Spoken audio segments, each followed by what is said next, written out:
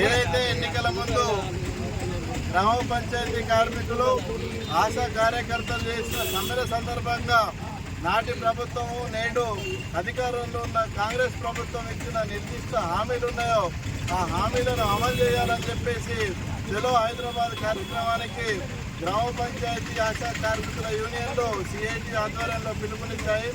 ఈ పోరాటాన్ని జయప్రదం కానివ్వకుండా రాష్ట్ర ప్రభుత్వం ఎక్కడికక్కడ పోలీసులను పెట్టి ఈ పోరాటాన్ని ఆపే ప్రయత్నం చేశారు. అనేక మంది గ్రామ పంచాయతీ కార్మికులను ఆశా కార్యకర్తలను సిఐటి నాయకులను అరెస్ట్ చేసి స్టేషన్లలో పెట్టిన పరిస్థితి ఉన్నది.